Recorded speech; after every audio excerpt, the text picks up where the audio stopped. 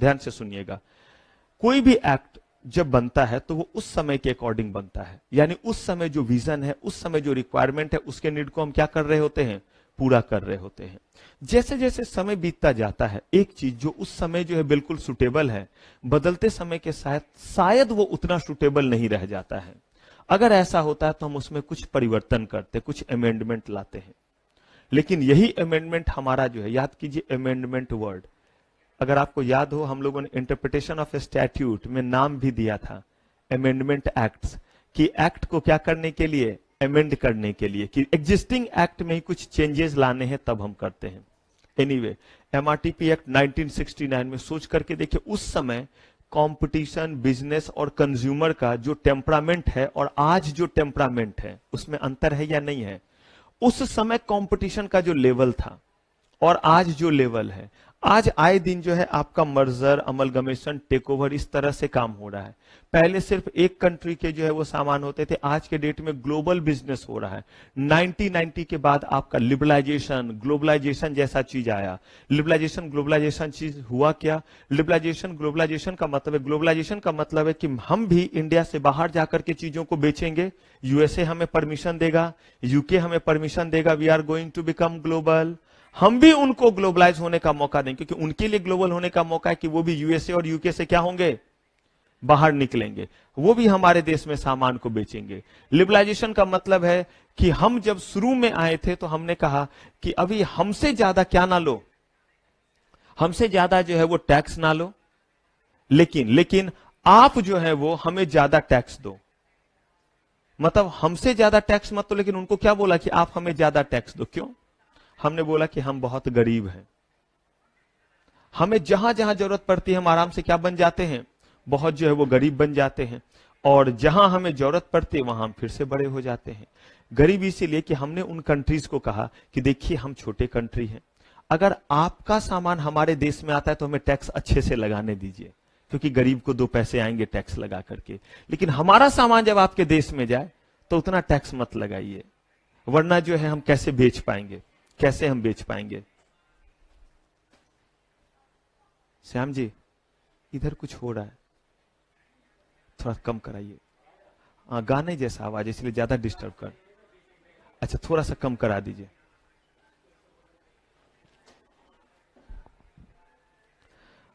अब देखिए, कह रहे हैं तो हमने कहा कि भाई हमारा सामान जब आपके पास पहुंचे तो आप हमसे टैक्स कम लगाइए, आपका हमारे देश में आएगा तो हम टैक्स लगाएंगे। लेकिन उन्होंने कहा कि ठीक है, क्यों ऐसा आप कह रहे हो, तो अभी हम डेवलपिंग कंट्री हैं और आप डेवलप्ड हो। कहा कि जैसे जैसे समय बीतता गया, उन्होंने बोला ठीक है 1 साल बाद, 2 साल बाद, इसके बाद तो आप क्या हो जाओगे, तब तो आप डेवलप हो गए, या तब तो आप हमें लगाने दोगे। तो एक समय के बाद हमने बोला कि हम धीरे धीरे चीजों को क्या करते जाएंगे, हम चीजों को जो है वो लिबरलाइज करते चले जाएंगे। और जब हम चीजों को लिबरलाइज करते जाएंगे, इसका मतलब यह हुआ कि उस समय हम उनको क्या बोलेंगे कि अब आप ज्यादा चीजों को लगा सकते हो। कहने का मतलब वो सब समय जब बीता, लिबरलाइजेशन, ग्लोबलाइजेशन जब हुआ, तो पहले जिन चीजों को हम सिर्फ एक कंट्री में डील करते थे, आज 1 से ज्यादा कंट्री में हो रहा है। हमारे देश में सिर्फ हमारे देश के सामान थे, अब सामान यूएसए, यूके से आ रहा है, कस्टमर यूएसए, यूके के प्रोडक्ट के हैं। ऐसे केस में कहा कि बॉस ऐसे केस में तो बहुत बुरी हालत है। कहा क्या बुरी हालत है, अगर वो हमारे नीड को पूरा नहीं करेंगे, उन्होंने गड़बड़ घोटाला किया तो क्या करेंगे। एमआरटीपी एक्ट तो इतने दूर तक सोचा भी नहीं था, आखिर सोचेगा कैसे। 1969 में ये सोच कहां से आएगी, 1969 में उतने प्रोडक्ट और वो तरीका था। सोचिए 1969 के बाद मोबाइल, ये सब तो उसके बाद आया है, चीजें बदली है, तरीका बदला है। तो पहले हमने एमआरटीपी एक्ट में चिप्पी लगाते रहे। चिप्पी लगाना समझते हैं, रफू करना समझते हैं। जब मैं आप लोगों के एज में था, मैं भी कभी आपके एज में था, मैं शुरू से ही बूढ़ा नहीं आया, तो उस समय मैं भी जींस पहनता था, और जींस पहनने का वजह भी मैंने बतलाया था। जींस बहुत ज्यादा दिन तक चलता था और गंदा नहीं पता चलता था, क्योंकि कपड़े हमें खुद साफ करने होते थे। पापा सिर्फ पैसे आयरन करवाने के देते थे, ये नहीं कि दे दो कपड़े लॉन्ड्री में साफ होके आएंगे, वो नहीं, खुद आप साफ कीजिए। सर्फ एक्सेल के पैसे ले सकते हैं पापा से, आयरन के लिए आप ले सकते हैं, और वो भी आयरन के ज्यादा लेंगे तो वाह बेटा हो स्टूडेंट, और महीने में इतने पैसे आयरन में ही जाते हैं। तो इसीलिए वो भी मैनेज करना था। तो 1 महीने तक एक जींस पहना, जब लगा कि अब ये गंदा हो रहा है, 1 डेढ़ महीने तो नॉर्मल हुआ करता था। अब जब ये लगा ज्यादा गंदा हो रहा है तो अब दूसरा जींस पहनेंगे, तो हैंगर से दूसरा जींस उतारा। ये वो जींस है जो 1.5 महीने पहले पहन करके 1.5 महीने पहले रखा था, ये वो है। लेकिन अब ये इतना गंदा हो गया कि ये क्या लगने लगा, साफ लगने लगा। उसे फिर झाड़ा, तत्काल उसे ही पहन लिया। जींस जब हमारे फट जाते थे तो हम उसमें रफ्फू करवाते थे, चिप्पी लगाते थे। जींस नहीं कहीं कहीं फट जाता है तो उसमें रफ्फू लगाया। आजकल तो नया फैशन है, थोड़ा फटे तो और क्या कर दो, फाड़ दो। पहले के समय में था अगर जींस फटा हुआ है तो इसका मतलब आप गरीब हैं, आपको फैशन की अकल नहीं है, इसलिए आपके जींस क्या है, फटे हुए हैं। आज के समय में अगर आपके जींस फटे हुए नहीं है, इसका मतलब जो है आपको फैशन की समझ नहीं है, समझ नहीं है, या आप गरीब हैं, यही माना जाएगा। नहीं तो ज्यादा मैं ऐसे कोई इस तरह का कोई कमेंट है, बस मेरा ये एस्पेक्ट था, मैंने आपसे डिस्कस किया। कल मैं लौट रहा था, वो जींस जो मैंने देखा, काश मैं वो फोटो खींच सकता था और आपको दिखा सकता था कि वो रियली जो है, एक होता है कि थोड़ा फटा घुटना ऐसे करके है, उस जींस में रियली जींस बहुत कम था और बस धागा धागा धागा करके जो है वो आपका था। अगर मेरे साथ कोई स्टूडेंट होता तो मैं तो पक्का बोलता खींच ले तब मुझे भेज देना, टीचर था मैं ऐसा कैसे करता। वो अगर करता तो मैं उस तरफ खड़ा हो जाता, भाई खींच ले मेरा फोटो, इसी बहाने कुछ आ जाए। लेकिन खुद कैसे करूं, तो थोड़ा मैं, कोई लड़का पहना था तब तो मैं उससे बोल के खींच लेता कि रुको भाई मुझे दिखाना है कहीं कि ये बहुत अच्छा है, मेरे भाई ने बोला है, खींच लेता हूं। तो कैलकुलेटेड रिस्क ही आप ले सकते हैं ना, उससे ज्यादा रिस्क, वो भी सिक्योरिटी लॉ का टीचर हूं, उससे ज्यादा रिस्क तो बिल्कुल ही नहीं लेना है। ठीक है, तो अब देखिए कि वो जींस में हम लोग रफ्फू करवाते थे, कभी ईगल लगवाते थे, कभी कुछ लगवाते थे। क्यों? यहां फटा तो ईगल, यहां फटा तो जो भी लगाना है, चूहा बिल्ली जो दिखता था वही लगवा लेते थे। जब ज्यादा फट जाता था तो पापा को दिखाते थे, पापा बोलते थे ठीक है हटाओ, और नए जो है वो अनाउंस होते थे। ठीक वैसे ही एमआरटीपी एक्ट में बहुत चिप्पी लगा, बहुत रफ्फू लगा। जब लगा कि अब रफ्फू और चिप्पी से काम, तो हमने इसको हटा दिया और क्या इंट्रोड्यूस किया। तो आइए सबसे पहले ये देख लेते कि आखिर एमआरटीपी एक्ट कहां चूक रहा था, जिसके कारण किसको इंट्रोड्यूस किया, कंपटीशन एक्ट। साथ ही साथ कंज्यूमर प्रोटेक्शन एक्ट जहां तक अपने लिमिट में, यानी कि जिस चीज को कवर नहीं कर पा रहा था, हमने उस चीज को भी कहां कवर कर लिया, कंपटीशन एक्ट में। तो कह रहे based on pre liberalisation scenario. Liberalisation मैंने आपको बताया 1990 की कहानी है। तो ये एक्ट कब आया है, तो ऑब्वियसली बात है प्री लिबरलाइजेशन ही हुआ, कि उससे पहले का एक्ट है वो सारे प्रोविजन नहीं थे। ये क्या है, बेस्ड ऑन पोस्ट लिबरलाइजेशन। इस एक लाइन को लिखने का मतलब है कि ये उस समय के हालात के अकॉर्डिंग बने हुए थे, नए प्रोविजंस तो इसमें थे ही नहीं, इसीलिए हमें इसको क्या करना पड़ा, इंट्रोड्यूस करना पड़ा। Infosys on curbing monopoly. Monopoly का मतलब होता है कि अगर आप मार्केट में अकेले हैं तो मनचाहे प्राइस पे सामान को क्या कर रहे हैं, बेच रहे हैं। तो ये कहता था एमआरटीपी एक्ट कि अगर कोई मोनोपोली करे तो उसे बर्बाद कर दो, तबाह कर दो, नेस्ते नाबूद कर दो। अगर सही में वर्ड बोले, कर्बिंग का मतलब होता है नेस्ते नाबूद कर देना, हाथी के पैरों चले रौंद देना, इस तरह के वर्ड को बोलते कर्ब कर देना, कुचल देना, दबा देना। ये रिएक्शन किसका था, किसका था ये रिएक्शन, ये रिएक्शन था एमआरटीपी एक्ट का। जैसे हम लोग अगर पढ़ाई नहीं करते थे, जैसे मैं आपको बोलता हूं, मोटिवेट करता हूं कि नहीं नहीं देखिए पढ़ना चाहिए, आप एक ग्रुप दे रहे हैं, 2 ग्रुप, आज का आज कर लीजिए, इतना लिखने का काम कर लीजिए। अगर पापा ने पूछा हमने नहीं किया तो धम धम धम धम धमाधम धम, तो वो उस समय था। उससे भी ज्यादा मेरे पापा बताते कि उनके बाबा कितना धम धम करते थे। तो देखिए कुछ चीज जो उस समय सही था वो इस समय सही। उन्होंने कहा कि उस समय अगर कोई मोनोपोली करता था तो कहते थे इस कंपनी को खत्म करो, बंद करो इस कंपनी को। अब ऐसे नहीं, कहते हैं कि मोनोपोली कर रहा है, इसका मतलब क्या है, अकेला है इसीलिए कर रहा है। कह रहे हैं चीज को तो ठीक करेंगे, आज भी आपसे रिजल्ट मुझे चाहिए, मेरे पापा को भी मुझसे चाहिए था, मुझे भी आपसे रिजल्ट चाहिए। ट्रीटमेंट बदल दिया, वो धम धम करके रिजल्ट लेते थे, मुझे समझा करके रिजल्ट निकलवाना पड़ेगा। कह रहे हैं कि वो समझाने में क्या आया, प्रोमोटिंग व्हाट, कंपटीशन। कहा कि कोई आदमी आखिर क्यों कर रहा है मोनोपोली, मार्केट में क्या है, अकेला है, कंपटीशन जनरेट कर दो। आज सोचिए अगर सिर्फ रेनॉल्ड्स कंपनी होगा तो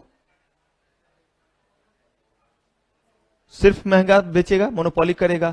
लेकिन रेनॉल्ड्स के साथ साथ हमारे पास लिंक भी है, सेलो भी है, करे मोनोपोली।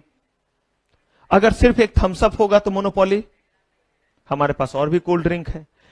पहले याद कीजिए बीएसएनएल, एमटीएनएल, क्यों दिक्कत होता था फोन वगैरह में? एक ही कंपनी थी बीएसएनएल, वही मेट्रो में उसका नाम एमटीएनएल था, कंपनी एक ही थी। यही हमारे पास जब एयरटेल, ये अब आप देख लीजिए जियो, यही आपका जो चीज है, जो 1 GB डेटा 500-500 रुपए में मिलता था, मुझे आज भी याद है, और वो 1 महीने के लिए 500 रुपए 1 GB डेटा। आज एक दिन में शायद आप 3-3 GB डेटा अगर 500 रुपए का प्लान डलवा ले, और कॉल वगैरह सब फ्री। ये कैसे? वाई? बिकॉज कंपटीशन हो गया। तो कहा कि तरीका बस बदल दिया, पापा के धम से समझाने तक का सफर है ये।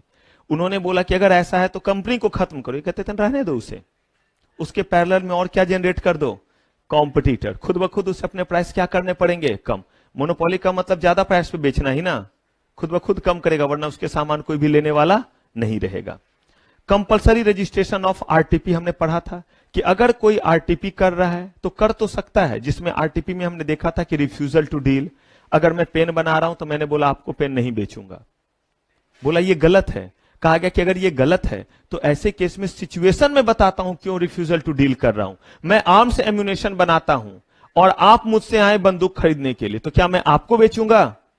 जो लाइसेंस दिखाएंगे उसको बेचूंगा ना, लेकिन उसके लिए आपको क्या करना पड़ेगा, रजिस्ट्रेशन लेना पड़ेगा। यहां बोला नो सच रिक्वायरमेंट। क्यों? क्योंकि ये कह रहे कि हम ऐसा आरटीपी का कॉन्सेप्ट ही नहीं रखें।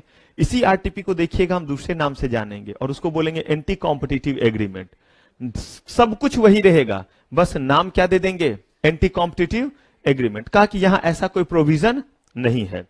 Under MRTP act dominance itself is bad. MRTP act कहता था कि डोमिनेंस क्या है, बैड है। कहते डोमिनेंस बैड है, इसका मतलब, कहा डोमिनेंस बैड है इसका मतलब एमआरटीपी एक्ट कहता था कि अगर कोई ऐसा कंपनी है जो मार्केट को बहुत ज्यादा कैप्चर किया हुआ है तो कहते थे ये कभी अच्छा नहीं है। ध्यान से, ये उनका ऑब्जर्वेशन था। यानी अगर रिबॉक जो है, मान लीजिए कि अगर टोटल शूज 1000 लोग यूज करते हैं और ये जो है वो 900 शूज जो है वो बेच रहा है, एमआरटीपी एक्ट कहता था रिबॉक हमेशा गड़बड़ करेगा अब कंपटीशन को। वो मान के चलता था कि अगर कोई डोमिनेंट है, उसी के प्रोडक्ट अगर ज्यादा बिक रहे हैं तो इसका मतलब वो क्या कर सकता है, डोमिनेंट है तो वो गड़बड़ करेगा कंपटीशन पे, लोगों को बुरा करेगा, कल को मोनोपोली शुरू करेगा। ये किसका मानना था, उसका ये ऑब्जर्वेशन था। ये कहता है नहीं, कहता है कि dominance is not bad, abuse of dominance is bad. यानी आप डोमिनेंट हैं और उसका क्या कर रहे हैं, गलत इस्तेमाल। गलत इस्तेमाल का मतलब, चूंकि आप 900 आपके पीसेस बिकते हैं और अब आप मनचाहा प्राइस लेने लगे तो ये क्या कहलाया, या आप जो है वो कहते हैं कि हमारे शूज के साथ आपको हमारा सॉक्स भी लेना पड़ेगा, यानी अनरीजनेबल कंडीशन या अनरीजनेबल प्राइस रखने लगे, तो ये हुआ ना मिसयूज करना अपने किस चीज का, डोमिनेंस का मिसयूज करना। तो वो क्या कहलाएगा, तो वो बैड कहलाएगा। जैसे मान लीजिए कि अगर कोई मान लीजिए हट्टा कट्टा, तो एमआरटीपी एक्ट कहता था कि अगर कोई हट्टा कट्टा है, मान लीजिए हमारे ब्लू, अब मैं बोलूं कि मान लीजिए कि वो हट्टे कट्टे,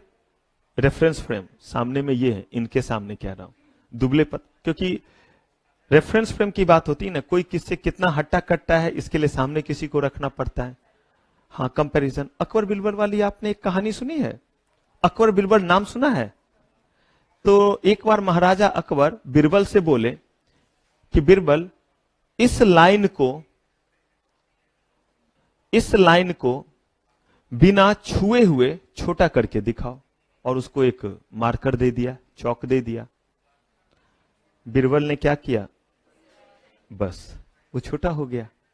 तो बिल्कुल ऐसे ही कि किस चीज के सामने क्या रखे हैं। तो अगर मान लीजिए हमारे ब्लू हट्टे कट्टे, क्यों, दुबले पतले स्ट्राइप। अब जो है वो देखिए, मैं अगर कहता हूं कि ये जो है वो हट्टे कट्टे हैं, क्या हट्टा कट्टा होना बुरा है, अच्छे से खाना खाना बुरा है? कहा नहीं, लेकिन ये एमआरटीपी एक्ट बोलता था कि अरे इनका बॉडी सॉडी है ना तो बुरा है। क्यों?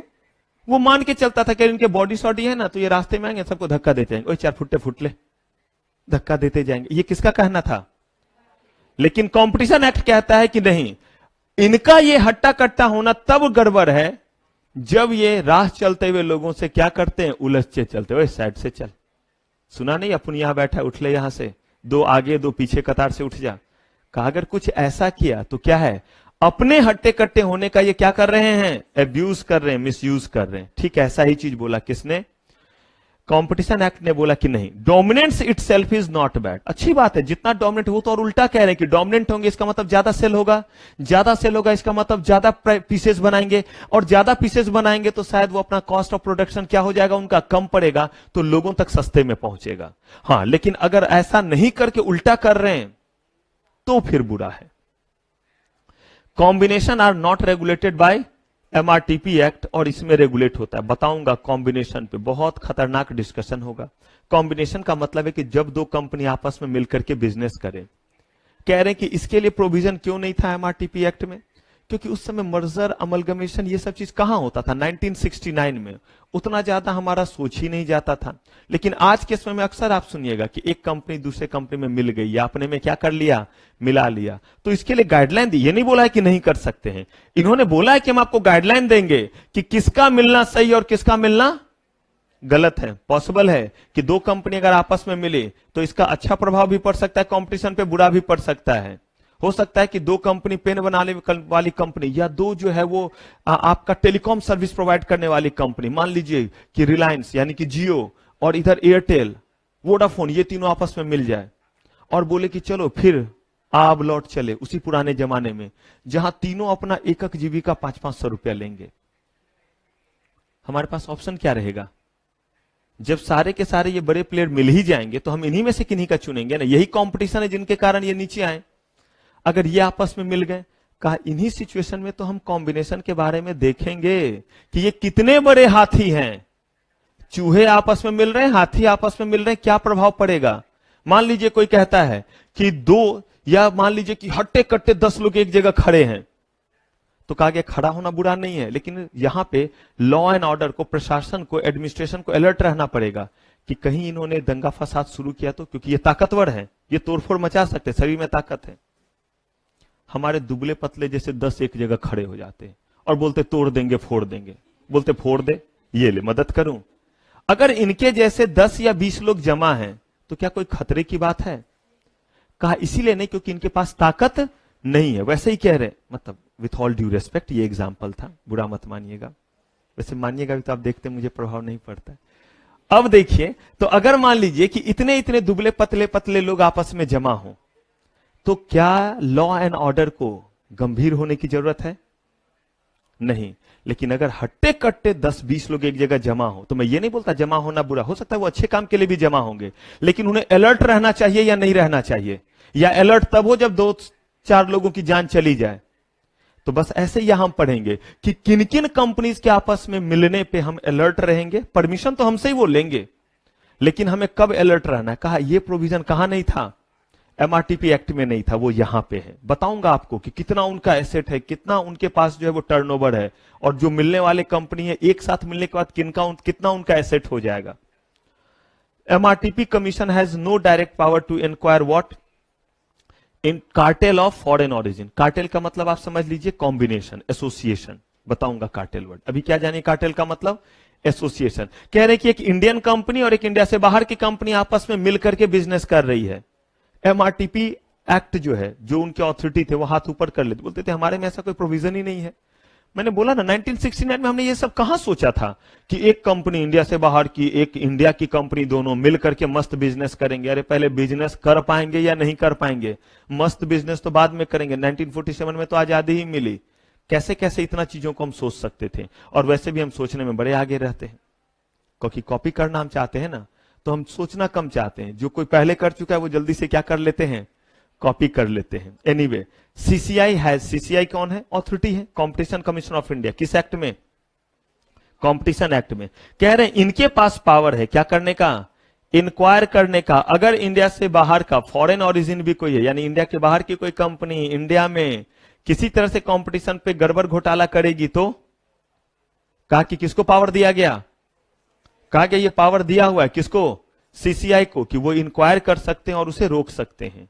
लेकिन एमआरटीपी कमीशन को ये पावर नहीं था। इसलिए नहीं था क्योंकि इसमें कोई प्रोविजन ही नहीं था। बिना किसी प्रोविजन के पावर कहां से आएगा। अभी मैंने कुछ पढ़ाया नहीं, बस मैंने इसीलिए ये डिस्कशन किया कि ये मेरा ऐसे ही एक इंट्यूशन है कि एक खत्म हो चुका है एक्ट और उसकी जगह नया एक्ट इंट्रोड्यूस हुआ है। तो हो सकता है आपका इंस्टीट्यूट 3 या 5 मार्क्स में दोनों में क्या पूछ दे, डिस्टिंग्यूज। या ये भी हो सकता है, तरीका बदल भी सकता है, ये भी पूछ सकता है कि why competition act developed in India, या what was the reason of elimination of MRTP act and establishment of competition act 2002। देखिए किसी भी तरीके से पूछे, कंटेंट क्या रहेगा हमारा, सेम रहेगा। चलिए इसको डन कर लीजिए, क्योंकि ये आपके नोट्स में नहीं मिलेगा। कीजिए, फटाक से कीजिए, बताइए।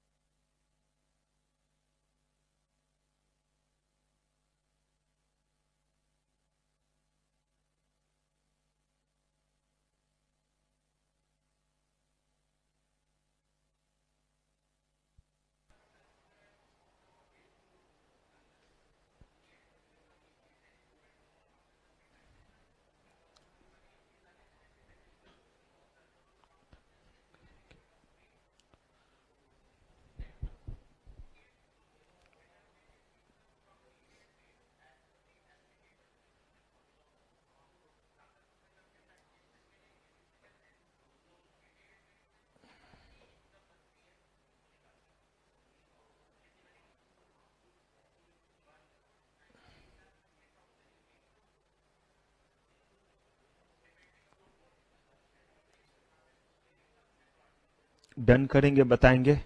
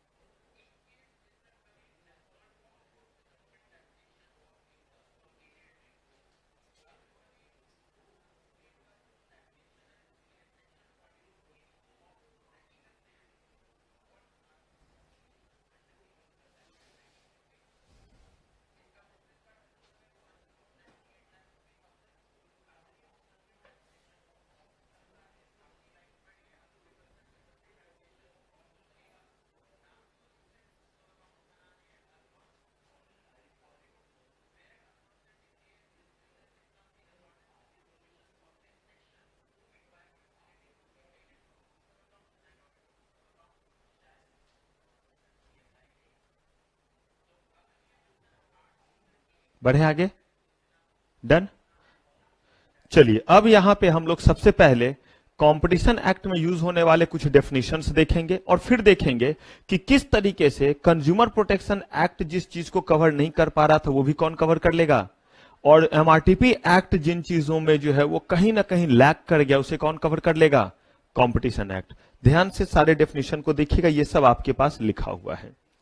कहा एग्रीमेंट, वर्ड ध्यान से सुनिएगा क्योंकि इसके बिना आप बड़े डेफिनेशन को नहीं समझ पाएंगे। जैसे अगर वर्ड यूज होगा एंटी कॉम्पिटिटिव एग्रीमेंट, अगर आपका एग्रीमेंट वर्ड समझा हुआ नहीं रहेगा तो एंटी कॉम्पिटिटिव एग्रीमेंट भी समझ में नहीं आएगा। इन्होंने कहा कि एग्रीमेंट का इतना बड़ा डेफिनेशन दिया है, इतना वाइड जो है वो इन्होंने डेफिनेशन दिया है कि मैक्सिमम चीजों को कवर कर लिया है। लेकिन उसके पीछे का लॉजिक समझिएगा कि आखिर इतने बड़े डेफिनेशन, इस डेफिनेशन में इतने बड़े चीजों को क्यों कवर कर लिया। कह रहे हैं कि एग्रीमेंट का मतलब है any agreement, understanding or action, whether in writing, whether in oral, whether enforceable by law or not, उनको क्या कह दिया, एग्रीमेंट। मुझे एक चीज बताइए, अगर आप किसी भी जगह यह बात लिखते हैं कि competition act is applicable if the agreement is any of the following type, या if this agreement having bad effect on competition, इसका मतलब पहले उस चीज को किस दायरे में आना पड़ेगा। अगर कहीं ये स्टेटमेंट लिखा हुआ है कि competition act is prohibiting these kind of agreement, तो इसका मतलब उसको किस एग्रीमेंट में आना पड़ेगा, एग्रीमेंट के टाइप में, कि पहले एग्रीमेंट का डेफिनेशन तो वो फुलफिल करे, इसलिए उन्होंने इतना लंबा डेफिनेशन दे दिया। कैसे दे दिया वो देखिए।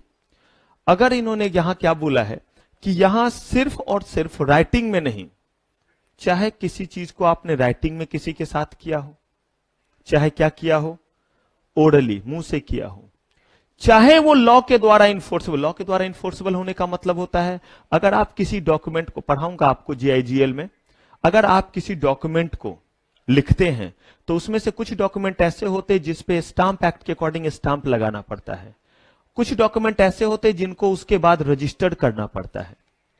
तो जब तक उस डॉक्यूमेंट पे स्टाम्प लगा करके आप रजिस्ट्रेशन नहीं कराएंगे, दोनों ही एक्ट आपको पढ़ना है, स्टाम्प एक्ट भी पढ़ना है, रजिस्ट्रेशन एक्ट भी पढ़ना है। तो कह रहे हैं कि जब तक आप ये चीज नहीं करते हैं, क्या नहीं करते, स्टाम्प और रजिस्ट्रेशन, तब तक मान लीजिए कि मेरे और येलो के बीच में एक एग्रीमेंट हुआ है और इस एग्रीमेंट में है कि ये मुझे रॉ मटेरियल सप्लाई करेंगे और मैं इन्हें समय पे पैसा दूंगा। अगर इस चीज को हमने रजिस्टर्ड नहीं किया है तो कल के डेट में अगर हमारे बीच में किसी तरह का डिस्प्यूट होगा तो कोर्ट ऑफ लॉ में एविडेंस की तरह ये नहीं डाला जा सकता है। तो कह रहे हैं कि भले चाहे वो कोर्ट ऑफ लॉ में एविडेंस के रूप में जाए चाहे नहीं जाए, वो तब भी एग्रीमेंट कहलाएगा। कह रहे हैं आखिर इतना कर क्यों रहे हैं, मतलब मुंह से बोला तो भी एग्रीमेंट, लिख के किया तो भी एग्रीमेंट, स्टाम्प पेपर पे लिखा तो भी एग्रीमेंट, जनरल पेपर पे लिखा तो भी एग्रीमेंट, कोई भी चीज, चाहे वो एग्रीमेंट हो, अंडरस्टैंडिंग हो या क्या हो, एक्शन, ये तीन इसीलिए दिए गए ताकि आप जो है वो सिर्फ वर्ड का गेम करके के जो है वो पर्पस को डिफीट ना कर दे। मैं एग्जांपल देता हूं क्या पर्पस था। यहां दो कंपनी आपस में एग्रीमेंट करती है, बिजावता रजिस्टर्ड एग्रीमेंट, कि हम दोनों अपने सामान को इतने इतने रुपए में बेचेंगे। अब जब वो ऐसा करेंगे तो ये तो अथॉरिटी को पता चला नहीं, पता चलेगा क्योंकि ये तो रिटन एग्रीमेंट है, आपने रजिस्ट्रेशन एक्ट के अकॉर्डिंग रजिस्टर्ड भी किया है। अब अगर आप ऐसा करेंगे तो तुरंत नजर आएगा कि भाई ये तो कंपटीशन पे बुरा प्रभाव डालता है, ये एग्रीमेंट तो हम नहीं होने देंगे। अब आप क्या करते हैं वो सुनिए, राइटिंग में नहीं करते, ओरली कौन कौन सी कंपनी? मान लीजिए कि यही आपकी जो है वो वोडाफोन, जियो, एयरटेल, ये तीनों आपस में लिख करके नहीं, ओरली, और एग्रीमेंट करते हैं कि हम सब अपना 1 GB डेटा फिर से 500 में बेचेंगे। मुझे एक चीज बताइए, हमें और आपको नुकसान हुआ या नहीं? रेगुलेटरी बॉडी इसीलिए तो बैठी है, और उन्होंने कहा कि अगर ऐसा है तो इसे भी हम क्या बोलेंगे? एग्रीमेंट। अब ये एग्रीमेंट जो है वो अच्छा है या बुरा है, और इसे होने दे या ना होने दे? कहा ये तो तब ना जब इसको आप एग्रीमेंट के दायरे में लाइएगा। ओरल चीज को एग्रीमेंट के दायरे में ही नहीं लाइएगा तो उसका कितना भी बुरा प्रभाव रहेगा तो आप कुछ नहीं कर सकते, क्योंकि लॉ में लिखा हुआ है if an agreement having any appreciable adverse effect, यानी कि अगर किसी एग्रीमेंट का बुरा प्रभाव पड़ता है कंपटीशन पे तो वो एग्रीमेंट वैलिड नहीं होगा। कंपटीशन एक्ट ने बोला है, आगे मैं बताऊंगा भी, एंटी कॉम्पिटिटिव एग्रीमेंट जो मैं कह रहा हूं। लेकिन क्या लिखा हुआ है वो बताइए मुझे लॉ के अकॉर्डिंग। अगर कोई एग्रीमेंट का कंपटीशन पे बुरा प्रभाव पड़ता है, बुरा प्रभाव तो पड़ रहा है, बट ये एग्रीमेंट कहां है? तो भाई क्यों एग्रीमेंट नहीं है? क्योंकि हमने एग्रीमेंट के डेफिनेशन में सिर्फ लिखा है agreement must be in writing. अगर आपको याद हो कल की ही क्लास जो लोग थे, आर्बिट्रेशन के केस में क्या बताया था? मैंने आपको बताया था एग्रीमेंट ओरल भी हो सकता है और क्या हो सकता है, लेकिन अगर उसमें आर्बिट्रेशन क्लॉज होगा तो वो क्या होना चाहिए? इसीलिए सारी चीज को ध्यान रखिएगा। यहां पे देखिए क्या कह रहे हैं, कह रहे हैं कि भैया वो ओरल हो, चाहे रिटेन हो, चाहे स्टाम्प पेपर पे हो या नॉर्मल पेपर पे हो, चाहे रजिस्टर्ड हो चाहे अनरजिस्टर्ड हो, कहा गया कि वो एग्रीमेंट माना जाएगा। कोई बात नहीं, इसको वाइड कर दिया। अब अगर उस एग्रीमेंट का बुरा प्रभाव पड़ेगा तो आपने जो लिखा हुआ है वो कंप्लाई कीजिए कि अगर इस एग्रीमेंट का बुरा प्रभाव पड़ता है तो जो एक्शन लेना है वो एक्शन लीजिए। इसीलिए एग्रीमेंट का डेफिनेशन क्या रखा गया है? ब्रॉड रखा गया है। क्लियर है ये चीज? आगे देखना रहेगा कि करना क्या है, अभी तो बहुत सारा चीज है। तो एग्रीमेंट क्लियर किस एक्ट के अकॉर्डिंग? भाई सिर्फ कंपटीशन एक्ट के अकॉर्डिंग, चाहे वो ओरल हो, चाहे वो रिटेन हो, चाहे लॉ के द्वारा इन्फोर्सेबल हो या लॉ के द्वारा इन्फोर्सेबल ना हो, वो क्या कहलाएगा? एग्रीमेंट कहलाएगा। बाकी इसका होगा क्या वो देखिएगा। हम वर्ड लिखेंगे एग्रीमेंट, और वो जो वर्ड आगे लिखेंगे उसके इसके बिना वो आगे जा ही नहीं सकता है। एंटरप्राइज, इस एंटरप्राइज का भी डेफिनेशन बहुत ब्रॉड रखा है। क्यों रखा है? क्योंकि देखिए वो कहना क्या चाह रहे हैं, if any enterprise through any agreement making harm to competition, तो हम ये एक्शन लेंगे। क्या बोला आपने? If any enterprise through what? Agreement. तो इसीलिए तो एग्रीमेंट का इतना बड़ा डेफिनेशन लिया। अब जरा एंटरप्राइज में भी तो सबको शामिल कर लीजिए। एंटरप्राइज में अगर कोई इंडिविजुअल कोई बिजनेस कर रहा है तो वो एंटरप्राइज में आएगा या नहीं? कहा कि नहीं पता, ये तो डिपेंड करता है कि हमने उसमें शामिल किया है या नहीं किया है। लेकिन मैं सिर्फ कंपटीशन के एंगल से आपको बतला रहा हूं, कंपटीशन एक्ट पढ़ रहे हैं ना। अगर मान लीजिए कोई इंडिविजुअल है, वो बिजनेस कर रहा है और वो अपने चीजों को महंगा बेचने लगे, तो कंज्यूमर को, कंपटीशन को नुकसान होगा या नहीं होगा? तो इसका मतलब उसे भी इस कैटेगरी में रखो ताकि उसके ऊपर भी इस लॉ को लगा सके। याद कीजिए लेबर लॉ जब हम पढ़ते हैं तो पहले क्या बोलते हैं? एप्लीकेबिलिटी। तो क्यों सारे जगह उसे एप्लीकेबल कर देते हैं कि भैया पहले वो इस दायरे में आएगा तब ना वहां कुछ गड़बड़ होगा तो हम उसे क्या करेंगे? प्रोटेक्ट करेंगे। तो एंटरप्राइज के डेफिनेशन में इन्होंने बोला ए पर्सन, और यहां ए पर्सन का वही मतलब है जो आप कंपनी लॉ और टैक्स में पढ़ते हैं, जिसका मतलब है individual, partnership firm, Hindu undivided family, company, 1 person company, चाहे आपका private company, public company, listed company, सारे तरह की company, association of person, body of individual, सब आ गया। कहा कि ध्यान से सुनिएगा, कहा सब तो आ गया लेकिन कुछ ऐसा भी तो बिजनेस है जिस बिजनेस को स्पेशली गवर्नमेंट कर रहे। कहा बात सही है, मुझे कोई ऐसा सामान बताइए जो गवर्नमेंट के थ्रू आप तक पहुंचता है और पैसे भी आपको लगते हैं और कंपनी ये बिजनेस कर रही है। एक नहीं बहुत सारे सामान हैं। हिंदुस्तान पेट्रोलियम का जो पेट्रोल यूज करते हैं, हिंदुस्तान पेट्रोलियम का जो भारत गैस के नाम से सिलेंडर यूज करते हैं, गवर्नमेंट की कंपनी है। आप जो है वो इंडियन ऑयल कॉर्पोरेशन, जिसका इंडियन के नाम से आप गैस इस्तेमाल करते हैं, अगर नाम सुने हो, इंडियन तो सुने होंगे ना गैस, और उसी का जो है आपका पेट्रोल पंप भी रहता है इंडियन ऑयल कॉर्पोरेशन का। ये भी तो चीजों को बेच रहे हैं। ये अगर मनचाहे रेट पे बेचने लगे तो दोनों आपस में मिल जाएं तो कहा हो सकता है। तो कहा इनको भी डालो एंटरप्राइज के डेफिनेशन में। कहा इससे क्या होगा? कहा कि उससे ये भी जो है हमें महंगा सामान या गलत तरीके से सामान नहीं दे सकते हैं। तो इसमें क्या आ गया, डिपार्टमेंट ऑफ। अगर सही में अब देखें तो बचा कौन, कोई नहीं बचा। ना आपने इंडिविजुअल को छोड़ा, ना आपने कंपनी को छोड़ा, ना आपने प्राइवेट प्लेयर को छोड़ा, ना गवर्नमेंट को छोड़ा। ऐसा इसीलिए आपने किया क्योंकि फिर मैं बता रहा हूं कि वो लिखेंगे क्या, if any enterprise through any agreement distorting competition then we will take this action. तो दिस एक्शन तो तब ना, डिस्टॉर्ट तो कर रहे हैं आप कंपटीशन को, गलत प्रभाव डाल रहे हैं कंपटीशन को, लेकिन आप एंटरप्राइज के डेफिनेशन में नहीं आते हैं। क्यों? क्योंकि आपने एंटरप्राइज के डेफिनेशन में डाला ही नहीं डिपार्टमेंट ऑफ गवर्नमेंट। तो क्या इनके ऊपर एक्शन ले सकते हैं? इसीलिए उन्होंने ये डेफिनेशन भी ब्रॉड रखा।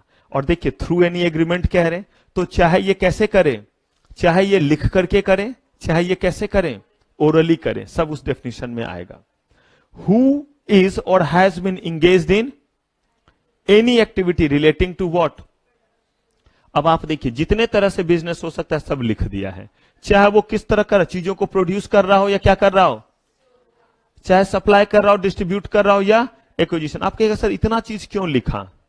अरे भाई कोई प्रोड्यूस करता है तो कोई ऐसा भी तो सिर्फ स्टोर करता है, पता चला उसने ढेर सारा चीज स्टोर कर लिया और उसके बाद हमें जरूरत है और वो निकाल ही नहीं रहा है, तो इसका मतलब हम उसको भी तो एंटरप्राइज के डेफिनेशन में शामिल कर लें। जो सिर्फ सामान बनाता ही नहीं है बल्कि बनाए हुए सामान को क्या करके रखता है और उन चीजों को सप्लाई करता है, डिस्ट्रीब्यूट करता है, डिस्ट्रीब्यूटर तक सामान पहुंच गया है, डिस्ट्रीब्यूटर डिस्प्यूट ही नहीं कर रहा है। तो जब वो एंटरप्राइज के डेफिनेशन में आएगा तभी ना आप बोलेंगे कि if any enterprise is making any harm to the competition.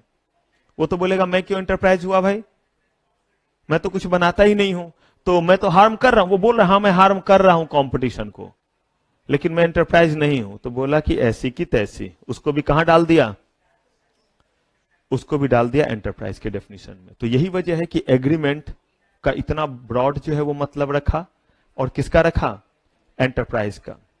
अब आइए कार्टेल पे। कार्टेल का मतलब होता है एसोसिएशन, लेकिन ये एसोसिएशन का मतलब है कौन कौन, चाहे वो प्रोड्यूसर हो, चाहे वो सेलर हो, डिस्ट्रीब्यूटर हो या ट्रेडर हो। Who by agreement. अब देखिए एग्रीमेंट वर्ड आ गया, इस एग्रीमेंट का मतलब क्या, रिटन में। भाई एग्रीमेंट का मतलब जो हमें पता है वही मतलब है, ओरल हो, रिटन हो, लॉ के द्वारा इन्फोर्सेबल हो, या वो आपस में क्या कर रहे हैं, एक एग्रीमेंट कर रहे हैं। कौन, प्रोड्यूसर्स, सेलर्स, डिस्ट्रीब्यूटर, ट्रेडर्स, इनमें से कोई प्रजाति आपस में क्या कर रहे हैं और एसोसिएशन बना रहे हैं, और उसके जरिए करना क्या चाहते हैं वो देखिए, कंट्रोल करना चाहते हैं और लिमिट करना चाहते हैं। किस चीज को, production, distribution, sale, price of goods. और अब मान लीजिए कि दोनों एग्रीमेंट कर लिया और बोला कि इस एरिया में जो है वो इससे ज्यादा मत डिस्ट्रीब्यूट करो, ना तुम भेजो ना मैं भेजूंगा, खुद ब खुद प्राइस क्या हो जाएगा, बढ़ जाएगा। मैं एक डिस्ट्रीब्यूटर पेन का, ये भी डिस्ट्रीब्यूटर, दोनों मुखर्जी नगर एरिया में पेन डिस्ट्रीब्यूट करते हैं, हम दोनों ने आपस में मिली भगत कर ली, तो देखिए हम क्या हो गए, डिस्ट्रीब्यूटर्स। हमने एसोसिएशन बनाया, कहा बनाने में दिक्कत नहीं है, आपस में एग्रीमेंट किया, ओरल किया, रिटेन किया, कहते हैं जैसे भी किया एग्रीमेंट हो गया, और उसके कारण हम कर क्या रहे हैं, कंट्रोल कर रहे हैं, लिमिट कर रहे हैं। किस चीज को, प्रोडक्शन या डिस्ट्रीब्यूशन, डिस्ट्रीब्यूशन, सेल, कोई भी चीज, तो ये क्या कहलाएगा, कार्टेल। आप कहिएगा कि क्या दो लोगों का मिलना बुरा है, कहा नहीं, आप कार्टेल बनाइए, कार्टेल बनाने में दिक्कत नहीं है, लेकिन अगर उस कार्टेल का इफेक्ट जो है वो हमारे कंपटीशन पे क्या पड़ा, बुरा पड़ा, तो हम ऐसा कार्टेल बनाने आपको नहीं देंगे। मतलब आप एसोसिएशन बनाइए, मिलकर के बिजनेस कीजिए, बिंदास कीजिए, आपका स्ट्रैटेजी है, मर्जर कीजिए, अमलगमेशन कीजिए, जो बिजनेस आपस में मिलिए, बस याद रखिए आपके इस मिलन से हमें दिक्कत नहीं होनी चाहिए। और हम कौन है, कंपटीशन। कहा कि कंपटीशन पे इसका बुरा प्रभाव नहीं पड़ना चाहिए। इसका मतलब कार्टेल पे रोक नहीं है, सिर्फ कुछ तरह के कार्टेल पे रोक है। कैसा कार्टेल, जो कार्टेल बैड इफेक्ट डालेगा। देखिएगा उसके लिए अलग से एक वर्ड है, उसको कहते हैं एप्रिशिएबल एडवर्स इफेक्ट, लेकिन अभी वो सब वर्ड मैं यूज नहीं कर रहा हूं, कि जब आगे आएंगे तो बात करेंगे।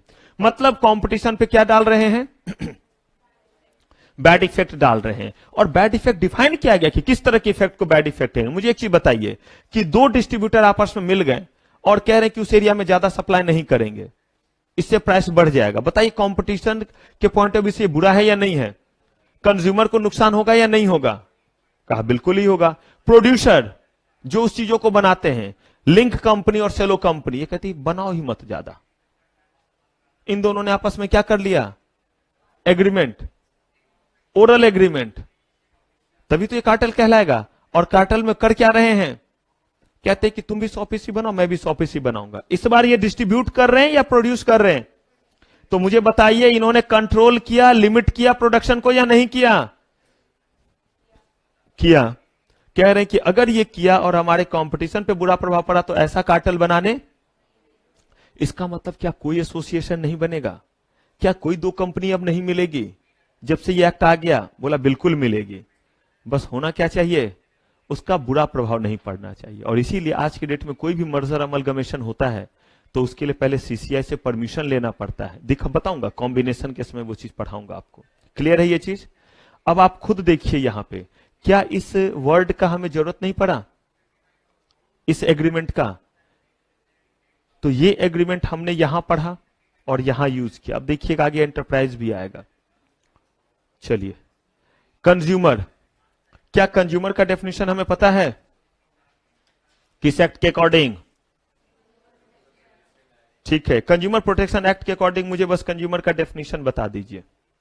जिसने सामान क्या किया हो, तो पहले कंज्यूमर होगा या तो किसका?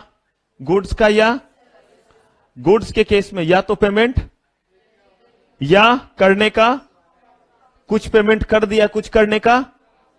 सर्विस के केस में भी सेम चीज। लेकिन अगर वो इस चीज का इस्तेमाल रीसेल और कमर्शियल पर्पस के लिए कर रहे हैं तो क्या वो कंज्यूमर है? नहीं। अब जरा रुकिए, आपने बड़ा अच्छा प्रोविजन बनाया किस एक्ट में? कॉम्पिटिशन कंज्यूमर्स प्रोटेक्शन एक्ट में। लोगों को बड़ा प्रोटेक्ट किया, कंज्यूमर को। लेकिन जरा सोचिए, अगर मैं बिजनेस करने के लिए आया और मैंने जो है वो 4 या मान लीजिए कि 10 जो है वो कार खरीदा, नहीं पच रहा है तो चलिए येलो ने 10 कार खरीदा। आप मुझे ऐसे देखने लगे कि एक गरीब आदमी को 10 कार कहां से आ गया। चलिए, तो येलो ने जो है वो कितने कार खरीदे? 10 कार। और मस्त जो है वो टैक्सी का बिजनेस शुरू किया। कल को इनके कार में प्रॉब्लम आया, ड्राइवर रखे हुए हैं, क्या ये कंज्यूमर कहलाएंगे उन कार के लिए? नहीं। अगर उस कार में दिक्कत आया और कार की कंपनी सर्विस प्रोवाइड नहीं कर रही है, कहां जा सकते हैं ये? कहा कि ये कंज्यूमर प्रोटेक्शन एक्ट में तो जा नहीं सकते, इन्हें कहां जाना पड़ेगा? नॉर्मल सिविल कोर्ट जाना पड़ेगा। कोर्ट में तो आपको पता ही है कितनी जल्दी जो है वो डेट मिल जाती है, जाएंगे और तुरंत डेट मिल जाएगा। तारीख पे तारीख, तारीख पे तारीख, और इंसान बन गया तारीख। अब भला ऐसे केस में मुझे बताइए, बिजनेस को इफेक्ट करेगा ये चीज या नहीं? जो एंटरप्रेन्योर है उनका मोटिवेशन कम होगा या नहीं? ट्रक 10 खरीदा है बंदे ने और 10 खरीद करके जो ट्रांसपोर्टेशन का काम कर रहा है, तो उससे हमारे इकोनॉमी का ही चीज तो ट्रांसफर हो रहा है। अगर ट्रक ना रहे तो सोचे ना ये सब्जी फल हम तक कहां तक पहुंचे। लेकिन अगर आप कहते हैं कि नहीं, उनको हम जो है वो सीधे कोर्ट में उसके अलावा कोई प्रोटेक्शन नहीं देंगे, तो मुझे बताइए कि एक तरफ आप कहते हैं एंटरप्रेन्योरशिप को बढ़ावा देना चाहते ताकि रोजगार जनरेट हो, दूसरी तरफ उनको कोई प्रोटेक्शन ही नहीं मिल रहा है, उनके लिए कोई अलग प्रोविजन ही नहीं कर रहे, उनको कह रहे कोर्ट में आओ। और हम और आप जैसे कंज्यूमर, आपको छोड़ दीजिए, मेरे जैसे चिंदी चोर कंज्यूमर जो 100 रुपए 200 रुपए का सामान खरीद रहे हैं, उनके लिए दुनिया भर का एक्ट बना रहे कि इनका सामान खराब है तो इनको क्या करेंगे? प्रोटेक्शन देंगे। मुझे एक चीज बताइए कि कहीं ना कहीं हमारा बड़ा इकोनॉमी इससे जो है अफेक्टेड हो रहा है या नहीं? कह रहे कंज्यूमर को जो दे रहे ये तो बहुत अच्छा है, इससे तो फायदा हो रहा है, लेकिन कुछ इनका भी सोचो। और इनका हमने सोचा, लेकिन कंज्यूमर प्रोटेक्शन एक्ट में नहीं सोचा, क्योंकि उसका नाम ही था कंज्यूमर प्रोटेक्शन एक्ट और इसका नाम है कंपटीशन एक्ट, ब्रॉड है। इसने कहा कि हम मानते हैं जो रीसेल कर रहा है और जो कमर्शियल, वो भी क्या माना जाएगा? कंज्यूमर। अब बताइए अंतर है दोनों में? बिल्कुल है, इतना ही सा अंतर है। कंज्यूमर प्रोटेक्शन एक्ट के अकॉर्डिंग हो सकता है आप कंज्यूमर ना हो, लेकिन आप किसके अकॉर्डिंग कंज्यूमर हो सकते हैं? ऐसा भी हो सकता है आप दोनों एक्ट के अकॉर्डिंग होंगे। अगर मान लीजिए कि मैंने जो है एक लैपटॉप खरीदा और खुद उसका इस्तेमाल करता हूं, तो मैं कंज्यूमर प्रोटेक्शन एक्ट के अकॉर्डिंग कंज्यूमर हुआ या नहीं? तो मुझे कंज्यूमर प्रोटेक्शन एक्ट में रिलीफ मिलेगा या नहीं? क्या मैं कंपटीशन एक्ट के अकॉर्डिंग कंज्यूमर नहीं हुआ? का उसके अकॉर्डिंग भी हुआ। अगर मैं इसका कमर्शियल इस्तेमाल कर रहा होता बिना खुद को इन्वॉल्व किए हुए, तो कंज्यूमर प्रोटेक्शन एक्ट के अकॉर्डिंग कंज्यूमर होता, कंपटीशन एक्ट के अकॉर्डिंग। यही इन्होंने यहां पे जो है वो कहा है कि आप हो सकता है कि कंज्यूमर प्रोटेक्शन एक्ट के अकॉर्डिंग कंज्यूमर ना हो, लेकिन किस एक्ट के अकॉर्डिंग।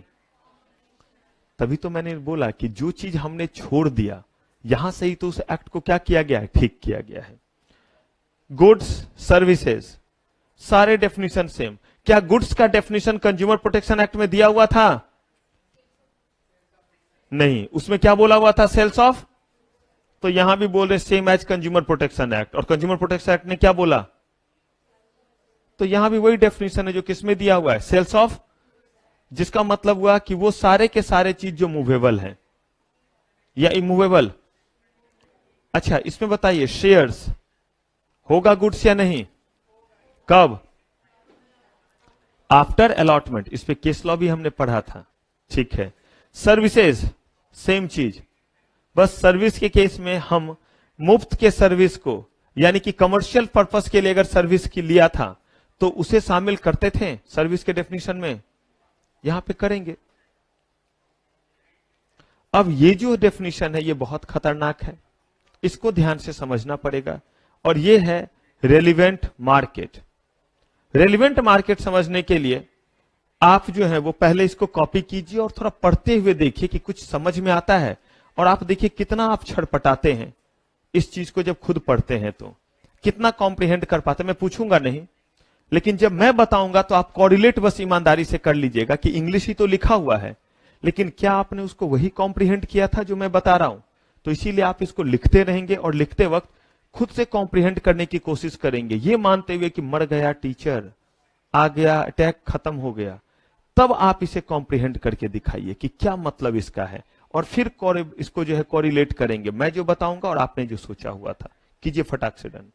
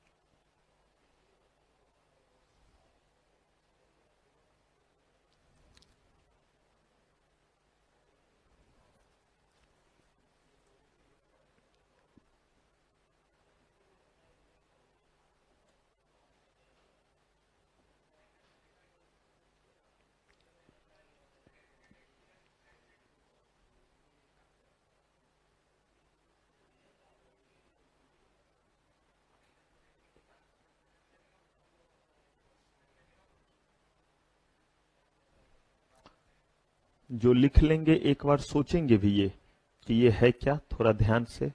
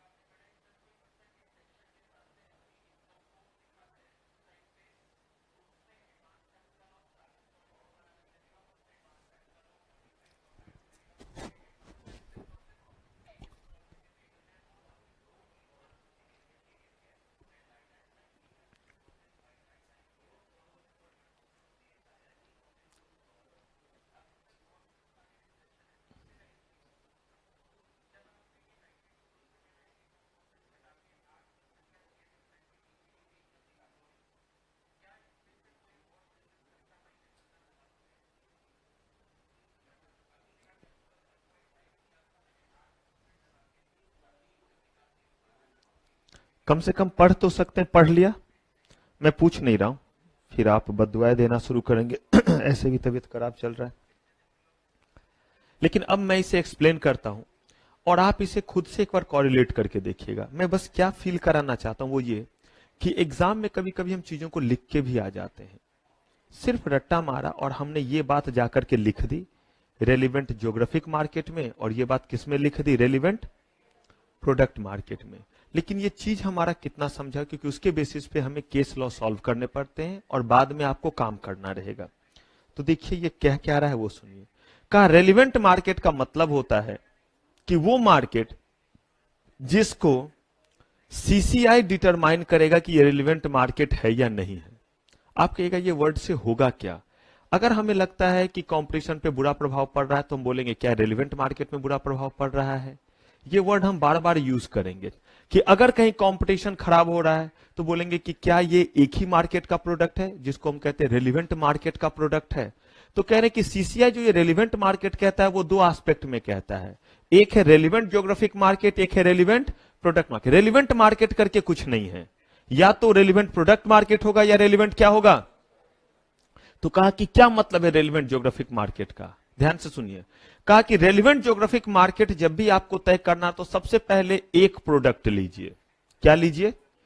एक प्रोडक्ट लीजिए, और उसके लिए आप जो है वो अलग अलग एरिया सेलेक्ट कीजिए। मार्केट का मतलब ही एरिया होता है, और लिखा हुआ रेलिवेंट ज्योग्राफिक मार्केट, ज्योग्राफिक का मतलब एरिया।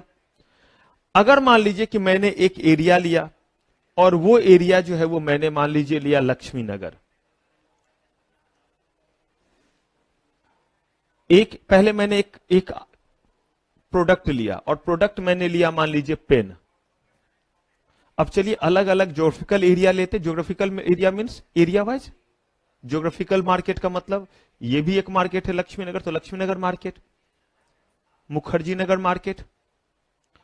एक मैंने ले लिया कठवरिया सराय या जिया सराय वाला मार्केट, और एक मैंने ले लिया पटेल नगर, और एक मैंने ले लिया कनाट प्लेस। अब इस पेन का प्रोडक्ट क्या लिया है? पेन। इस पेन का जिस जिस ज्योग्राफिकल एरिया में, ज्योग्राफिकल मार्केट में सिमिलर, मैं कह रहा हूं आइडेंटिकल नहीं, लगभग एक जैसा डिमांड, एक जैसा सप्लाई, एक जैसा कंजम्पशन हो, वो सारे मार्केट कहलाएंगे रेलिवेंट ज्योग्राफिक मार्केट। क्या कहलाएंगे? क्योंकि हमें यही तय करना रहेगा कि रेलिवेंट ज्योग्राफिक मार्केट है या नहीं। तो पहले देखिए कि प्रोडक्ट क्या होना चाहिए। एक, कोई भी एक प्रोडक्ट लीजिए, हर एक प्रोडक्ट के लिए अलग अलग रेलिवेंट ज्योग्राफिक मार्केट होगा। तो अगर आप देखते हैं लक्ष्मी नगर, तो मान लीजिए लक्ष्मी नगर में 100 पेन का जो है वो डिमांड है, सप्लाई है, कंजम्पशन है, क्योंकि बच्चों का एरिया है, पढ़ने लिखने वाला है। मुखर्जी नगर ऐसे ही, यहां पे जो है वो सीए को लेकर के ज्यादा, सीए सीएस का मतलब कॉमर्स को लेकर के ज्यादा। मुखर्जी नगर एरिया में कॉम्पिटिटिव एग्जाम को लेकर के ज्यादा, यूपीएससी, मेडिकल, यूपीएससी, फिर आपका बैंक, पीओ, ये सब लेकर के। तो मान लीजिए वहां जो है वो 101 पेन का डिमांड सप्लाई है। कठवरिया सराय इंजीनियरिंग मेडिकल के लिए है, तो मान लीजिए वहां पे 99 हो गए। पटेल नगर भी आपका कॉमर्स के लिए, सीए के लिए है, तो वहां पे हमने कहा कि ये जो है 98 हो गया। कनॉट प्लेस में 6 एग्जाम्पल लिया परसेंटेज में, क्यों? कहा कि कनॉट प्लेस जो है कपड़े को लेकर के जाइए तो लूट है, या इलेक्ट्रॉनिक चीज को ले, लेकिन पेन के लिए कनॉट प्लेस में आपको कम ही डिमांड रहेगा। तो अगर मैं आपको बोलूं कि कौन कौन सा एरिया रेलिवेंट ज्योग्राफिक मार्केट है, तो आपको पूछना पड़ेगा सर किस चीज के लिए। अगर पेन के लिए बोला तो ये मार्केट क्या हो गया हमारा, रेलिवेंट ज्योग्राफिक मार्केट, क्योंकि इसका जो मार्केट नेबरिंग मार्केट का मतलब सिर्फ पड़ोसी नहीं हुआ, नेबरिंग का मतलब कोई और मार्केट जो कनॉट प्लेस, फिर आपका जो है वो और कौन कौन सा जगह है, कमला नगर, फिर आपका जो है वो लाजपत नगर, सरोजनी नगर मार्केट। कपड़े को लेकर के जाइएगा तो ये सब मार्केट क्या हो गए, रेलिवेंट ज्योग्राफिक मार्केट। लेकिन पेन के लिए क्या ये रेलिवेंट ज्योग्राफिक मार्केट हुए हैं? तो रेलिवेंट ज्योग्राफिक मार्केट तय करने के लिए पहला मंत्र, पहले क्या तय करेंगे, प्रोडक्ट, कि किस प्रोडक्ट के लिए आप पूछना चाहते हैं। जिस प्रोडक्ट के लिए बोला उस प्रोडक्ट के लिए लगभग क्या होना चाहिए, एक जैसा डिमांड, सप्लाई और कंजम्पशन होना चाहिए। और अगर ऐसा है तो वो क्या कहलाएगा, रेलिवेंट ज्योग्राफिक मार्केट। ये सारे मार्केट कहलाएंगे, कौन कौन सा, लक्ष्मी नगर, मुखर्जी नगर, कठवरिया सराय और पटेल नगर। किस चीज के लिए रेलिवेंट ज्योग्राफिक मार्केट? ऐसे ही अगर हम क्लोथ्स के लिए कहें तो सरोजनी नगर, कनॉट प्लेस, आपका जो है वो कमला नगर, मेरा एरिया भी बोलिए, तो ये सब क्या हो गया, लाजपत नगर, ये हो गया आपका रेलिवेंट ज्योग्राफिक मार्केट। अब देखिए रेलिवेंट प्रोडक्ट मार्केट क्या है। रेलिवेंट प्रोडक्ट मार्केट और ज्योग्राफिक मार्केट में बस थोड़ा सा अंतर है, यहां पे प्रोडक्ट लेंगे और उसका सब्स्टिट्यूट भी, और बाकी सिर्फ सब सेम है। जैसे अगर मैंने बोला चीनी, चाय, तो अगर चाय जो है वो एक जैसा लक्ष्मी नगर, मुखर्जी नगर, कनॉट प्लेस या इन जगहों पे लोग पीते, तो ये हो गया रेलिवेंट ज्योग्राफिक मार्केट। लेकिन अगर मैं बोल रहा हूं चाय और कॉफी दोनों को कंपेयर कर रहा हूं, यानी कि अगर चाय मान लीजिए कि लोग जो है लक्ष्मी नगर में 100 पी रहे हैं, दूसरी तरफ मुखर्जी नगर में 101 लोग हैं, जिसमें से कुछ लोग चाय और कुछ लोग कॉफी मिलकर के पी रहे, तो भी वो शामिल होगा। यानी कि प्रोडक्ट और उसका सब्स्टिट्यूट दोनों का मिलकर के एक जैसा डिमांड, एक जैसा सप्लाई, एक जैसा क्या होना चाहिए, कंजम्पशन होना चाहिए। तो वो सारे के सारे एरिया कहलाएंगे रेलिवेंट प्रोडक्ट मार्केट। तो जब हम रेलिवेंट ज्योग्राफिक मार्केट कहेंगे तो सिर्फ प्रोडक्ट लेंगे या उसका सब्स्टिट्यूट भी, वो जिस जिस मार्केट में एक जैसा, ये मैंने आइडेंटिकल नहीं बोला है, ध्यान रखिएगा, ये नहीं बोला कि 100 का 100 ही होना चाहिए, आइडेंटिकल, यानी कि थोड़े कम थोड़े ज्यादा चलेंगे, लगभग एक जैसे हो। कहा कि अगर प्रोडक्ट मार्केट बोलते हैं तो बोला कि एक प्रोडक्ट प्लस उसका क्या, सब्स्टिट्यूट, दोनों मिलकर के जिस जिस मार्केट में एक जैसा क्या रहे। भले चाय जो है वो मुखर्जी नगर में ज्यादा, कोई बात नहीं है, मुखर्जी नगर में टोटल 101 लोगों ने चाय पिया, लेकिन लक्ष्मी नगर में कुछ ने चाय पिया, 20 लोगों ने चाय सिर्फ पिया, लेकिन 80 कॉफी वाले हैं। तो ये हमारा रेलिवेंट ज्योग्राफिक मार्केट कहलाएगा या relevant product market? Product market कहलाएगा चाय कॉफी के लिए। अब उसमें कोई भी चीज होता है, कुरकुरे, चिप्स ले सकते हैं आप, थम्स अप और इन चीजों का ले सकते हैं। ये हुआ आपका रेलिवेंट प्रोडक्ट मार्केट। क्लियर है? चीनी का अगर बोला जाए तो इसमें शुगर भी होगा, चीनी वो शुगर क्यूब भी होगा, नहीं टुकड़े वाला होता है वो भी होगा, और वो भी होगा जिसका ये विपाशा बसु ऐड करती है शुगर फ्री, वो भी होगा। तो ये तीनों जिस जिस मार्केट में जो है वो क्या होते होंगे, पहुंचते होंगे, टोटल उनका डिमांड, सप्लाई, कंजम्पशन देख लीजिए, और वो क्या कहलाएगा, रेलिवेंट प्रोडक्ट मार्केट कहलाएगा। क्लियर है? अब इसके बाद हमें देखना है, हमने ये तो बोला कि कार्टेल में का मतलब एसोसिएशन, लेकिन क्या सारे एसोसिएशन बुरे हैं? कहा गया कि अब हम देखेंगे जिस चीज के, जिस कंपनी के आपस में मिलने पे या जिन लोगों के आपस में साथ में काम करने पे मार्केट पे बुरा असर पड़ेगा, उसे एंटी कॉम्पिटिटिव एग्रीमेंट कहेंगे। ये बुरा असर जो पड़ेगा वो तय कैसे करेंगे कि बुरा असर पड़ रहा है, बस मैंने बोला बुरा असर पड़ रहा है, या इसका भी कोई तरीका है? का बिल्कुल तरीका है। तो अब हमें वही देखना है कि एंटी कॉम्पिटिटिव एग्रीमेंट क्या है, उसके एग्जाम्पल्स क्या है, और किस तरह के केस में, किस तरह के बैड इफेक्ट में बोलेंगे कि इसका बैड इफेक्ट पड़ता है, और तब आकर के हम देखेंगे कि इसमें रेगुलेटरी बॉडी कैसे आएगा और कैसे हमें जो है वो रिलीफ दिलाएगा। कॉम्बिनेशंस वगैरह को डिफाइन करेंगे, मर्जर वगैरह के केस में कैसे परमिशन लेते हैं, ये सारा चीज करेंगे। ये सारा चीज करेंगे हम लोग नेक्स्ट एपिसोड में। तो यहां तक के चीजों को अच्छे से क्या कर लेंगे, रिवाइज कर लेंगे। तो फिलहाल आपके लिए मेरी आज की सारी सेवा समाप्त। थैंक यू वेरी मच, आपका बहुत बहुत धन्यवाद।